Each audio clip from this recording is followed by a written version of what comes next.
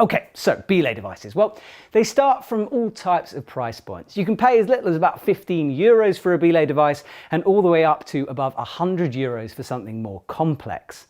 So let's start right at the very basic end of the spectrum. But that doesn't mean that this is a belay device that will only last you for a little bit. This is in no way a beginner device. This is an all-rounder. Simple belay devices look a little bit like this one. One solid piece of metal with a hoop underneath. Now, these can look a little slimmer than this. This is a guide plate, and we'll chat about more about that in the middle. But basically, they're a piece of metal. The rope runs through one side, out the other side, and there are little teeth on the end for the braking rope. So this is my black diamond guide plate. They're sometimes called ATCs, air traffic control devices, and that name has sort of become standard for all belay devices like this. But I'm sure you'll be able to recognize it nice and simply. So to set it up, you simply put a loop of your rope through the device, attach a carabiner to it, and you'd attach that carabiner to your harness. Now I've got a very basic setup here just to show you. So imagine our climber is off up to the ceiling on a top rope right now. This is the climber's rope, and this is my rope attached to my harness, and you can see this is the brake rope. Now, although we're not going to go through safety, do be aware that you should never let go of the brake rope in any belay device. That doesn't matter if it's a normal one like this or something assisted braking like the Gree, which we'll chat about in a couple of minutes. So what are the features of this kind of a belay device? Well, usually it will have two holes in the top of it. That means that you can use two ropes. Now, if you're confused by that, well, if you're in a gym or you're sport climbing, you'll tend to use one single rope. And in that situation, you do as I have here, so you only set it up on one side of the device. However, if you're a trad climber or a big wall climber, multi-pitching, something like that, often you'll use two ropes. That allows you to create less rope drag in the system and also gives you two ropes if you want to abseil out of a bad situation in a hurry. So it can be very important. So if you are looking to use double ropes in the future, make sure you get a belay device with two holes for two ropes. Now, the advantage of something like this is, number one, the price. They are cheap, the simplicity to use, and also it teaches you very good belaying habits. With an ATC like this, the belaying is all up to you as the belayer. The safety of the climber is entirely reliant on your techniques. And that's because, let's say you were to let go of that brake rope, or there was an accident, you might get hit on the head by rockfall. Well, if you were to let go and at that moment the climber was to fall, the rope would simply run through the device and the climber will end up hitting the ground unless you stop it in some way. But stopping it can require you to burn your hand, it hurts a lot, and it's a very dangerous situation to be in. So you have to be on your A game at all times when using this. And of course, that goes without saying, be on your A game at all times anyway, but specific attention needs to be paid when you're using one of these. The advantage is once you learn that technique, you can take it to other devices, and it is the best way to learn how to do it. The other advantage is it's extremely versatile. You can use it indoors, you can use it sport climbing, double ropes, out in the mountains. You can also abseil on a device like this. Now, with a lot of the belay devices we'll be covering, you can also abseil on some of them, but you have to be a little bit careful and read all the instruction manuals about whether the device is actually designed for that purpose. Something like this is. So it's an all-round, do-everything belay device, and I really recommend that every climber has at least one of these in their kit bag. I've got a few and I use it all the time. It's a great starting point and good for more advanced climbers as well. If we complicate matters somewhat, then we're going to move on to the assisted braking territory. Now, this is devices such as the Petzl Gree, which is the granddaddy, the grandfather, grandmother, whatever you want to call it, of belay devices. And this has gone through various stages, and it's now quite small and quite compact. Another example of this is the ClickUp series from Climbing Technology. This is the ClickUp 2, but there's also a ClickUp 1, which a lot of people prefer to the upgrade. So, first of all, assisted braking devices. Well, what's the point of them? As it sounds, it assists you in braking the climber. Inside, there's parts that move and trap and pinch the rope when the climber weights it and falls off. That would mean that when I set it up, and again, I'm not going to go through how to do this exactly, there are other better videos for that, but once I've set up the device, always hold on to that braking rope. But if an accident was to happen or I lost concentration and let go of that rope, then the device itself will jam up and lock the rope in. It will only do that if I put pressure through it, and this is rigged onto the ceiling, so I'm not going to do that to show you. But the idea is that it helps you as the belayer. So there's an extra level of safety, but also if you're sport climbing a lot and your climber is working routes, falling off, dogging, pulling up on the rope, an assisted braking device will lock as they do that, and it makes the whole thing a lot easier for your belayer. Also, for a lot of climbers, having this extra level of safety built in is important to them, and you have to decide whether that's something for you. The disadvantages? Well, they are a little bit limiting in some situations. For example, the gree-gree and the click-up, they only take one rope, so you're going to be doing mainly sport climbing duties on this. You have to look at the abseiling thing if that's going to factor into your climbing and your decision on getting one of these devices. Gree-gree is fine for abseiling. Something like the click-up, really not particularly recommended. So do think about the type of climbing you're going to do when considering these devices. Also, the cost, they're about €70 at least for one of these. It's an investment, you have to look after them. Also, weight, this is a lot heavier than this. Now, 9 times out of 10, it's not a problem, especially if you're just cragging, but sometimes you'll want something lighter, especially again on multi-pitches.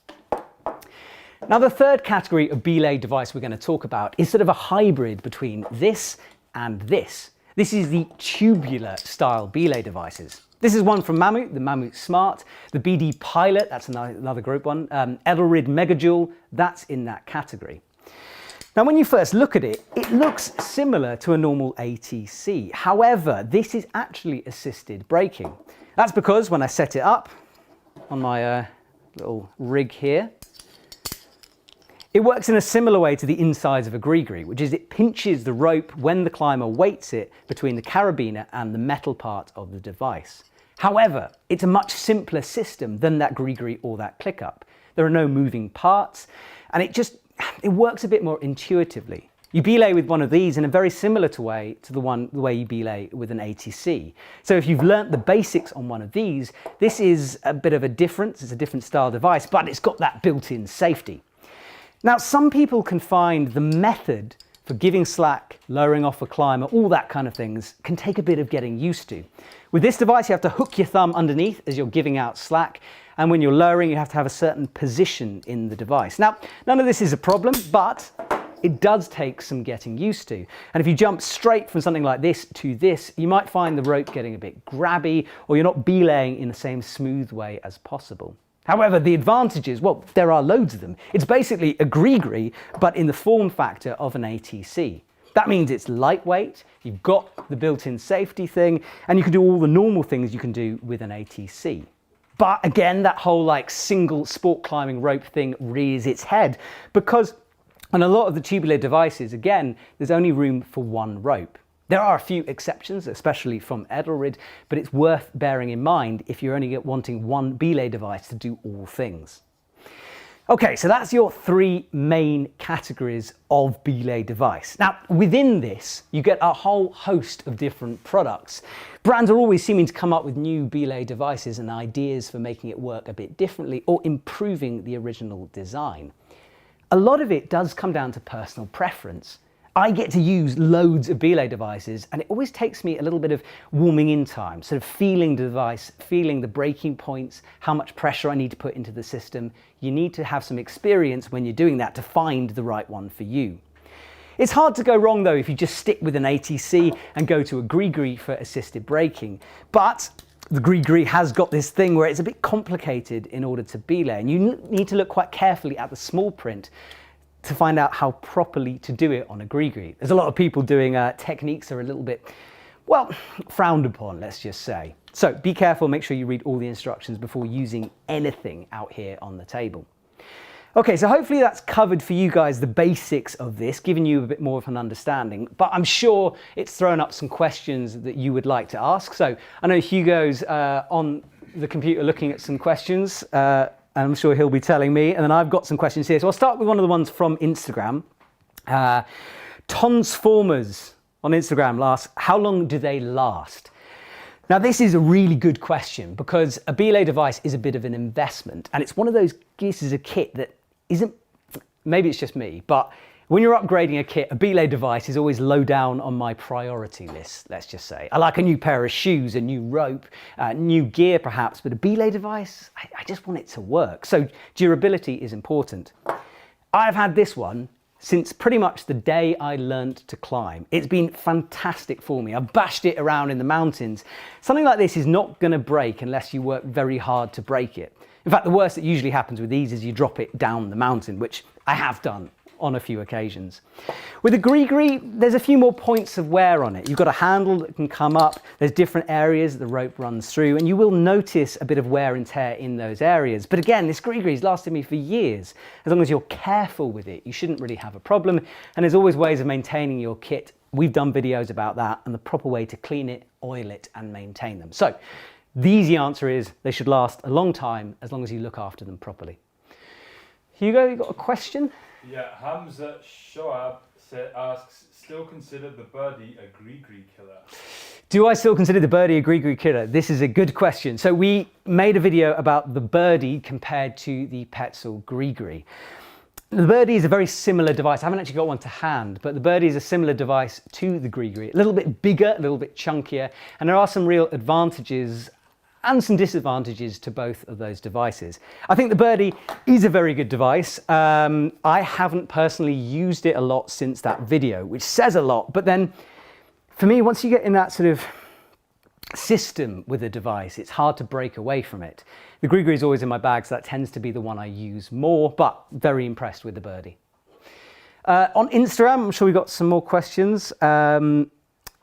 Lots of really good ones coming through, actually. Someone's asking, what do you use that purple of Mammoth? I think they're talking about this is the Mammoth Smart. This is the purple belay device in that picture on Instagram. And as I said, it's a tubular system, somewhere in between assisted braking and an ATC style of device. Someone's asking, what's the best belay for sport climbing? Well, I reckon that's a category that a lot of people are going to be thinking about, because that's usually what most people are doing out there in the world at the moment. Although trad climbers amongst you, I'm very proud of you. For me, again, it's hard to beat that gree-gree, but I was very impressed with the click-up just because of the ease of use, especially the click-up one. The gree-gree does this sort of thing when it locks, you have to sort of unlock it a little bit, whereas the click-up immediately goes back into climbing mode very quickly and easily. But the BD Pilot is also a fantastic sport climbing specific tubular style device. Looks a bit like an upside down, well, looks like a U really, made of black plastic and some metal in there. I find the angles a bit easier to hold than on the Mammoth Smart, and it's just a bit more of an intuitive device for me. So I've been impressed with that one as well. Any more questions that you have, do keep them coming on YouTube. Anything about sort of the best ones, costs, any ones I don't like, you can ask those, of course. What's the best device balancing versatility and safety? Ooh, what's the best device balancing versatility and safety? I would honestly go for a guide style ATC. So this extra loop on the back of an ATC, that allows you to put it into guide mode, and you rig that slightly differently, and we've got very good videos on the Climbing Daily channel explaining that. Having an ATC with a guide mode in just covers every single base I can possibly imagine. 2 ropes, nice and grippy on the front for braking, and this guide style system, which means you can belay directly off an anchor, not off your harness. And this is really good for long multi-pitches, especially when they're bolted belays, because you can rig a direct belay and just go straight off that, and it brakes for you as well. So it adds that safety element in. What is your long-term opinion on the Edelrid Megajoule? What's my long-term opinion on the Edelrid Megajoule? I think it's like almost flawless, to be honest with you. Like, it's a really, really good device. It's small, it's light, it's versatile. I've enjoyed using it. It's not my main belay device because it's Epic TV's and not mine, so I tend to use my own kit when I go out by myself, but it's an incredible device, and yeah, really good. We had to do a little update video on that Edelrid device because the exact wording of some of the safety descriptions have changed on that, so make sure you read up properly before using it. Considering multi-pitch, what belaying device is lighter? I guess, like, what's the best lightweight? What's the best lightweight? Yeah. Best lightweight multi-pitch device. Best lightweight multi-pitch device. Well, again, I would look at something like the ATC, but the Reverso from Petzl is fantastic, as is the Pivot from DMM. An issue with a few guide plates is that when you're trying to lower your climber, because of the way it rigs, it gets jammed up. And you have to put an extra sling in and put your foot in it and just lever it down in order to give a little bit of slack to lower a climber. With the pivot, it does all that for you in body. So it, as the name suggests, it pivots. So there's a little system at the back that moves, which allows you to lower the climber more easily. It's very lightweight, it's fairly cheap, and for an all-round lightweight multi-pitch, that's the best in my opinion. Cool. T. Kevin asked a very good question. Can I use any size or type of carabiner for a gree-gree? That's a very good question. Someone's talking about rope length. T. Kevin is talking about rope sizes for gree-grees. Now, ropes come in different sizes. You get some very, very thin ones. I can't remember the thinnest, but you're talking around about like, I can't remember if they've gone below 8 millimeters, but 8 mil is a very thin half rope, for example. Some sport climbing ropes as well, they go quite thin, all the way down to the 8 mil mark, but they can go all the way up to about 11 mils, and that's all to do with the thickness. Thicker rope is heavier but more durable. A lighter rope is lighter, easier to red point, but it will get wear on it more quickly. Now, most devices will tell you the thickness of rope that's intended to be used within the devices. So I'm looking at this gree-gree, this is gree-gree 2, and it says on the back 8.9 to 11 millimeters. So that's very thin to very thick. However, I found that if you're using a rope on any end of that spectrum, so very, very thin or very, very thick, certainly a gree-gree doesn't work as well. It gets a bit grabby on the thick side and it gets a bit too smooth on the thin side. So do check the Belay device specifications before you buy it. Make sure your rope fits in with that and avoid those extremes. Which Belay device is best with icy wet ropes? With icy wet ropes, it's a very good question. So when a rope gets icy and wet, it gets heavier, it gets soggy, it's harder to use. And especially when you're in Scotland and it's howling and you're trying to feed the rope through, it becomes a nightmare. Similar kind of idea to what I was just talking about thickness and thinness. If you're using, for example, an 11 millimeter rope in a gree-gree and it's wet, it's going to be way harder to push it through. I don't find any of them particularly deal with one badly or better than the others. Obviously, like the simpler it is, the less parts there are, so there's less things to get clogged up. So if you're really going out there to get wet, then yeah, normal ATC is where you want to be. How do you feel about the Wild Country Revo? How do I feel about the Wild Country Revo? What a great question. I think it's a very interesting concept. Look, I know the amount of work that Wild Country put into that device, the testing, hours of testing. It got released, it got pulled back, it got re-released. I haven't used the new model extensively. There are, for me, some issues with it. Number one is the cost, it's very expensive. The weight is very big. And also it has a different locking up method. So everyone will know that the gree-gree, you fall on it, it locks immediately. There is the climber, it's assisting you in breaking them, it's very easy to use.